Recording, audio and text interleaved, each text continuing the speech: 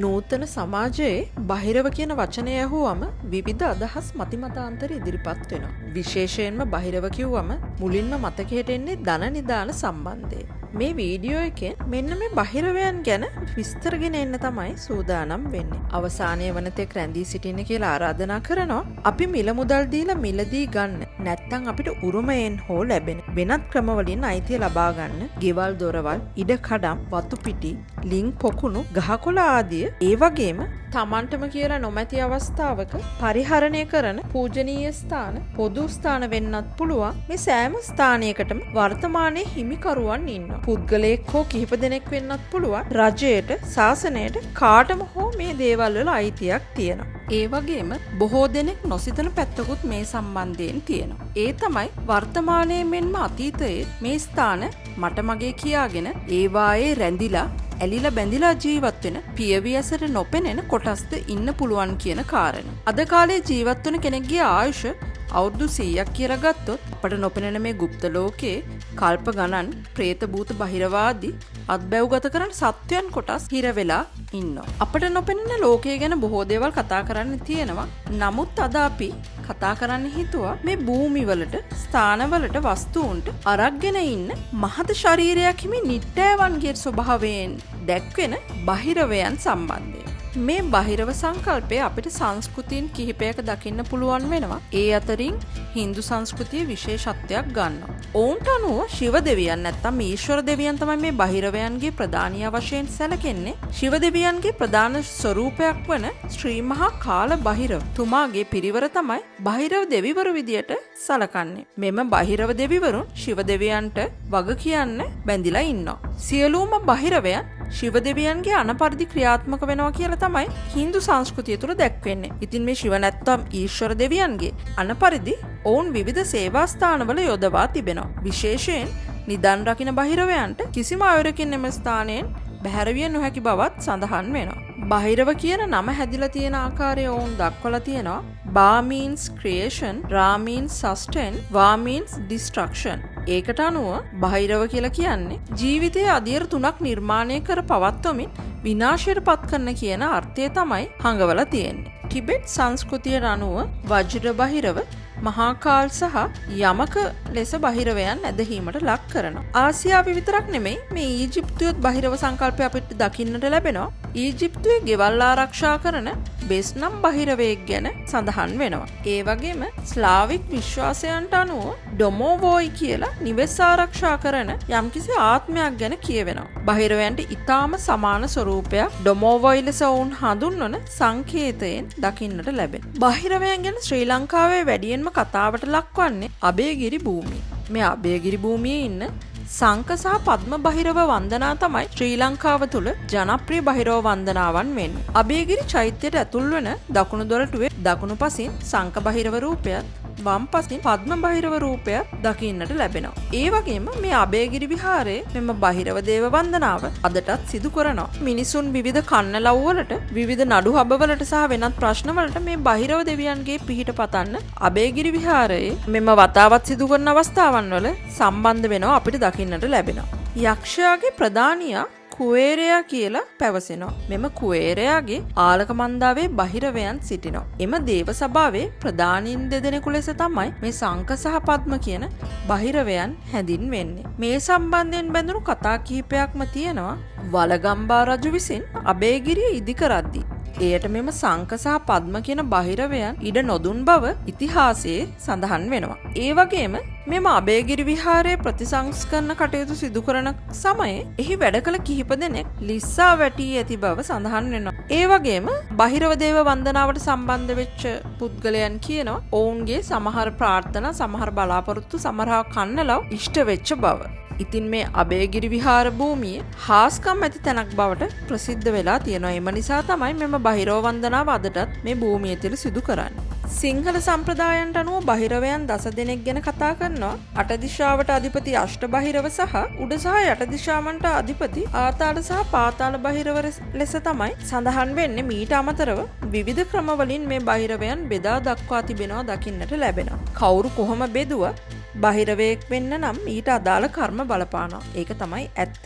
භවයට හිර වෙලා ඉන්නවා කියන අර්ථයෙන් තමයි බහිරව කියලා කියවෙන්නේ. ඒ අනුව බහිරවයන් බිහිවන ක්‍රම දෙකක් ශාසනානුකූලව අපට දක්වන්න පුළුවන්. Taman හිතන පතන ක්‍රියාවන් තුලින් බහිරව කියන જાතියේ විපාක ගෙවන කොටසක් ඉන්නවා. අනිත් කොටස තමයි බලෙන් බහිරවයන් බවට පත් කළ කොටස.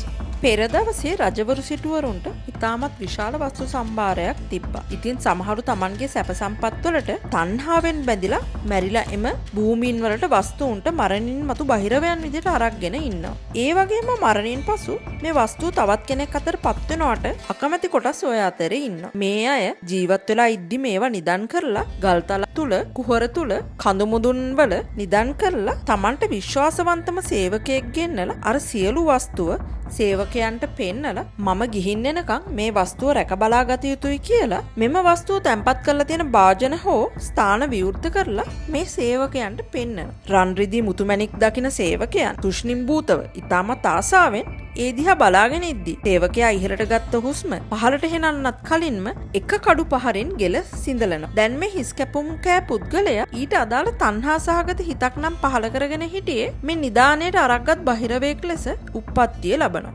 රජවරු රාජකීය গুপ্ত ශාස්ත්‍රඥයා ලවා වහාම රන් රිදී කෙන්දකින් අර මියගිය සේවකයාගේ ප්‍රාණය බන්ධනයකට අරගන්නවා. ඒ දිෂ්ටි ගහලා ගැට ගහලා තියාගන්නවා. නිදන් කරපු වස්තුව තියෙන තැනට සේවකයාගේ සිරුර දමා එම ස්ථානයේ ළඟා විය නොහැකිසේ වසා තබනවා. ඒ වගේම හිස පමණක් රැගෙන ගොස් හිසට ප්‍රාණය බන්ධනය කරලා අර නිදාණය තැන්පත් කළ රජාට බන්ධනය ඉනා කරවනවා. ඉන්පස්සේ මේ රජා මිය ගියාට පසු අදාළ කර්ම විපාකවලට අනුව නැවත මෙම වස්තුව භුක්ති විඳින්න පුළුවන්. උප්පත්තියකට ආවට පස්සේ අර වස්තුව මොනම ක්‍රමයකින් හෝ මතකයට නැගිලා ඇවිත් ඒවා ඉල්ලුවොත් ඒවා ලබා දෙන බවට පොරොන්දු කරගෙන තමයි මෙසේ සිදු කරන්නේ. මෙම ධනය ආරක්ෂා කරන කාලය තුල මෙම බෛරවයන්ට කාම සම්භෝගයේ යෙදෙන්නත් බැරි වෙනවා.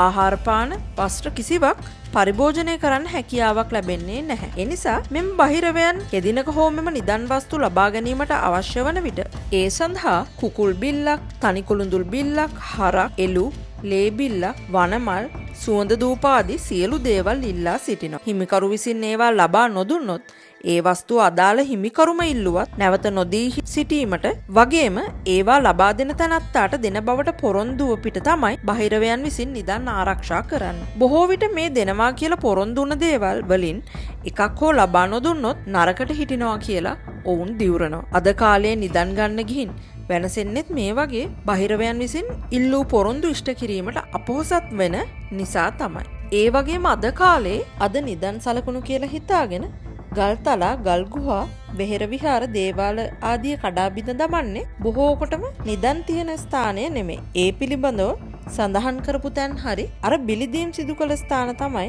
මෙසේ මේ නිදන් හොරුන් විසින් කඩා බිඳ දමන්නේ. මේ සියලුම ස්ථානවලට අරක්ගත් බහිරවයෝ ඉන්නවා. මෙසේ මේ පෙරසිරි දානපතිය ඒ භූමි සීමාවන් එදා වෙන් කරලා බලපිහිටවල තිබ්බේ කොහොමද? ඒ බලපිහිටීම අදටත් එකසේ බලපානවා. දැනට ඒ ස්ථානවල මිනිස්සු පදිංචි වෙලා හෝ විකුණලා ව්‍යාපාරික ස්ථාන ගොඩනගාගෙන ඉන්නවා. නමුත් ඒවායේ පදිංචි අයට දියුණුවක් පේන්න තියෙන්නේ නැහැ. ඒ වගේම නොයෙකුත් ප්‍රශ්නවලට මුහුණ දෙන්න සිද්ධ වෙනවා. ඉතින් මේ බහිරවයන් ලෙස ඉපදෙන්නේ වෙන කවුරුත් නෙමෙයි. අපි අතරම ඉඳලා මැරිච්ච මිනිසුම තමයි. ආතලා මුත්තලා පරම්පරාගතයි මැරිලා ගිහිල්ලා මේ වගේ දේපල වලට, වස්තුන් වලට, ඉඩකඩම් වලට තණ්හාවෙන් මේවාට අරක් ගන්නවා. ඉතින් අවසාන වශයෙන් සඳහන් කරන්න තියෙන්නේ වැලි කැටයක් තරම්වත් මට මගේ කියලා අල්ලගන්න සුදුසු නැති ලෝකයක දේපල, ඉඩකඩම්, වතුපිටි, ලිං පොකුණු වස්තුව මම මගේ කියලා අල්ලගෙන දූෂ්‍ය මානසිකත්වයක් ඇති කරගෙන මේ නිසා ලැබෙන දුක්බර උප්පත්තියක් තමයි මේ බහිරව කියලා කියන්නේ. සැප විඳින්න බලාපොරොත්තු වෙන සියලු කටයුතු සිදු කළත් අන්තිමේට භවයකට හිර වෙලා බහිරවයෙක් බවට පත් වෙලා උප්පත්තිය ලබන්න සිද්ධ වෙනවා. මම මගේ කියලා ලොබ බඳින්නේ නැතුව ජීවත් වෙලා ඉන්නතුරු පරිහරණය කරනවා කියන අදහස පමණක් අරගෙන මේ ලැබෙන සියල්ල පරිහරණය කරන්න පුළුවන් නම් මේ දුක්ඛිත අත්බැව්වල උප්පත්තිය ලබන එක වළක්ව ගන්න පුළුවන්. ඒ පමණක් නෙමෙයි සමහර අය පදිංචි වෙලා ඉන්න ස්ථානවල මේ බහිරවයන්ගේ කරදර තියෙනවා. මේ කරදරවලටත් හොඳම විසඳුම තමයි මම මගේ කියන අදහසින් මේ ස්ථානවල රැඳී බැඳී ඉන්නේ නැතුව ජීවත් වෙලා ඉන්නකන් තමයි මේ ටික පරිහරණය කරන්නේ කියලා අදහස් ගන්න එක. එහෙම අදහසක් ගත්තොත් මේ බහිරව ප්‍රශ්න වලින් බොහෝ දුරට අතිමිදෙන්න පුළුවන්. බොහෝ නිවෙස්වල දියුණුව ඇන හිටලා තියෙනවා. රණ්ඩු සරුවල් ඇති වෙනවා. සැනසීමක් නැහැ. සමගි සමාදානයක් නැහැ. නොයෙකුත් ප්‍රශ්න තියෙනවා. බොහෝ විට මේ ප්‍රශ්න වලට බහිරව දෝෂ තමයි බලපාන්නේ.